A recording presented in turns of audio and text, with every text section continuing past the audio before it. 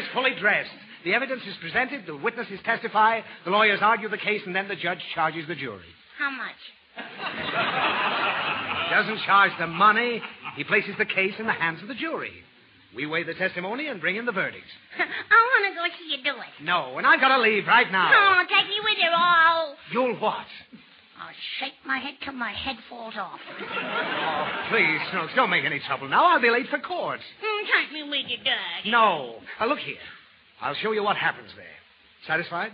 Satisfied. All right. You'll be the defendant, and I'll be your lawyer. Now, you take the stand. Where shall I take it, Dad? Nowhere. Just sit in that chair and hurry. Now, you were charged with stealing some cookies from the kitchen. Am I? Yes. First, I have to swear you in. Repeat after me. I solemnly swear to tell the truth, the whole truth, nothing but the truth, so help me. I solemnly swear to smell the fruit, the whole fruit. Never mind. I'll just examine you. Shall I stick up my tongue? No. I'm going to prove that you didn't take those cookies from that cookie jar. You can't do it. Why not? Because I took them. Well, that's fine. You're convicted. The state rest. Goodbye. Goodbye.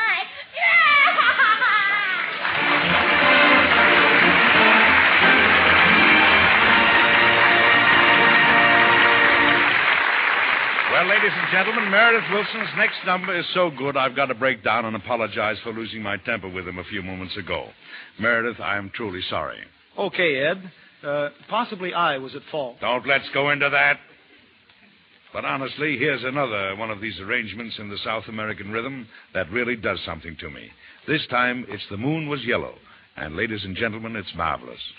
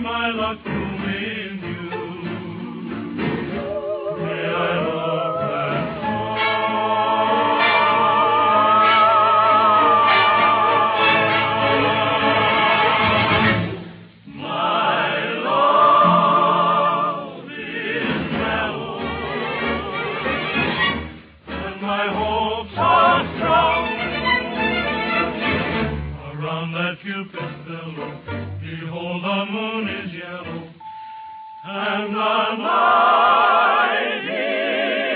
is young.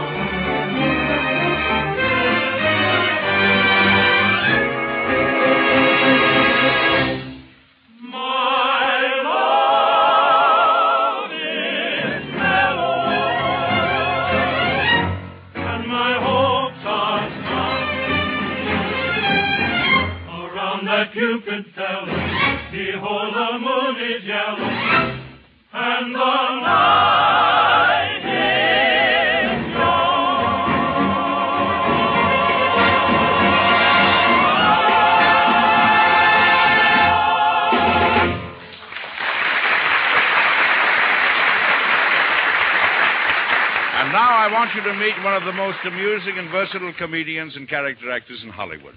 On the screen, you know Raymond Walburn as a conniving gentleman with a blustering manner and a roving eye for the fair sex. Off the screen, he is quiet, reserved, and almost monkish in his habits. Ladies and gentlemen, I give you the other side of Raymond Walburn, better known as the Deacon. All right, Raymond, come on out and say hello to the people. I'm afraid we've got the wrong side of Walburn. He's coming on here with 3 very lovely girls. Now, Eddie, don't get me wrong. You know, these pretty little flowers are my nieces, the daughters of my only sister who resides in Denver. Well, that's all right. They have attended exclusive finishing schools in the East, but every winter they come out here to spend a little time with their old Uncle Raymond. You know, they're lovely, well-bred girls. Yes, I'm sure of that. Now, girls, I'll have to find some seats for you. How about those seats in the front row, or would you rather sit on the stage, eh? I don't really stay here. We'll sit on the stage, mister. Hey, Miss... Oh, Your nieces. Oh, yeah. They're very formal children, Eddie. An old Chicago family. I thought you said Denver. Oh, I did say Denver. You're quite right, Edward. But I might just as well have said Schenectady. Why? My sister's third husband was a gypsy. Yeah. They're beautiful children, aren't they? I should say so. Why, they could be in Earl Carroll's show. They are, Eddie. They are. Sit down, girl. Sit down. Ladies and gentlemen. Well, Deacon, you've crossed me up. Here I've been trying to show the public your offstage character, and you walk in with a handful of chorus girls. Now, is that cricket? No, Eddie, but it's more fun. However, Edward, you can put your mind at rest. These delicate creatures are business associates of mine. Yes? Yes, they hold responsible positions in one of my holding companies. Hold on. I'm holding. This is most interesting, Deacon. Not many people know this, but I myself am behind a big corporation. Well, I think everybody knows it, Eddie. I do, really. You know, this particular company of mine is known as Turkey Enterprises Incorporated. My corporation supplies turkeys to our client by subscription. Oh, well, how does it work? I let my board of directors give you the standard sales talk. Ladies? When do we eat? That's the whole thing in a nutshell. But in order to make it a little clearer, Edward, I'll explain it myself. Now, in the month of March, I receive $400 in subscription money. Then I go out and purchase one turkey by the name of Sylvia for $3. Well, that's a pretty name. For a turkey, yes. That leaves me a net profit of $397. So far. By careful manipulation and diplomatic treatment, mind you, the turkey is persuaded to lay eggs. Oh, Sylvia lays eggs. Yes, at the rate of 5 a day. Now, Deacon, I don't like that. Well, the turkey don't like it either. No. Now, by the end of June, I have 400 turkeys and 900 eggs. Now, would you be interested in investing in this enterprise? Now, listen here, Deacon. Did you come onto this program just to sell turkeys? I beg your pardon. Certainly not, Eddie. I'm really trying to let my friends in on a good thing. Yeah, well, I see. Now, maybe this will surprise you, Deacon, but I was once a confidence man myself. That is an ugly term, Edward. Yes, I know, but as one crook to another, let me tip you off. There's nobody around here dumb enough to put money in your scheme. Oh, that's very discouraging, Eddie, very discouraging. Now, wait a minute. What about that rube over there with the hair? Oh, you don't say that. That's Meredith Wilson. He's the mental type you're looking for, but I don't know. I'll bet he carries a change purse. Introduce me to him. Okay. Meredith, I want you to meet Mr. Walburn. He's an investment counselor. Well, Mr. Walburn, it's an honor. And these ladies here are my board of directors. Oh, it's a pleasure.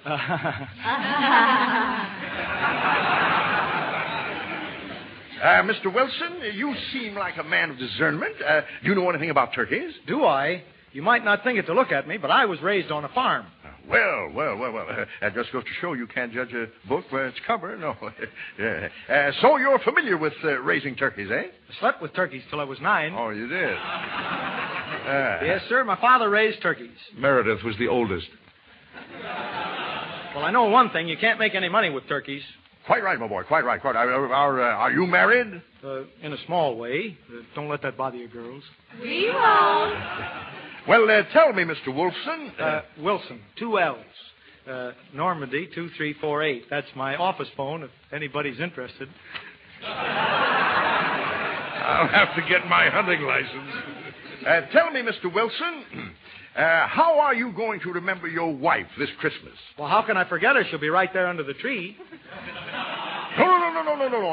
I'm talking about a little gift to gladden her heart. Would you be interested in a fur coat? Slightly stolen? What's that? Nothing. Mr. Williams, Wilson. Wilson. I can get you a nice fur coat for Mrs. Williams very reasonably. Finest fur on the market. Well, will it stand the rain? Well, did you ever see a skunk carry an umbrella? No.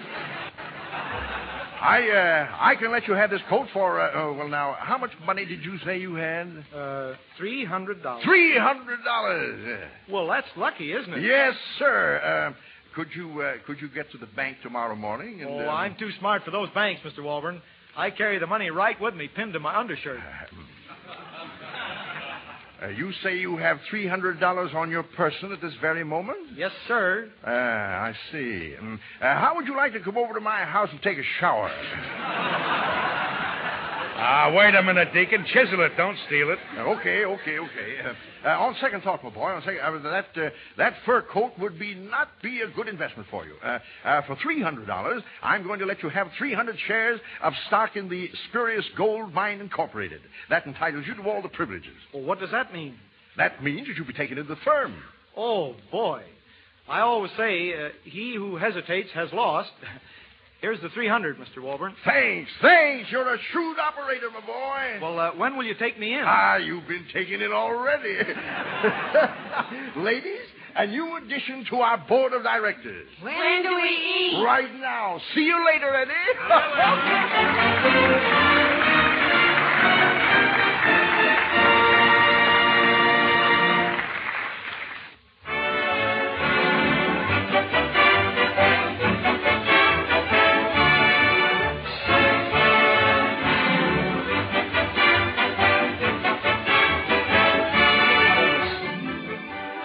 We return in just a moment when you will hear Walter Houston in a stirring drama and the entire cast in a comedy sketch.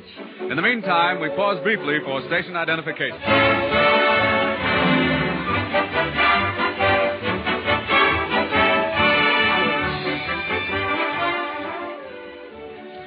This is Edward Arnold again, and we continue our Maxwell House Good News program with a tune I first heard Meredith play several weeks before I was even a member of the Good News cast.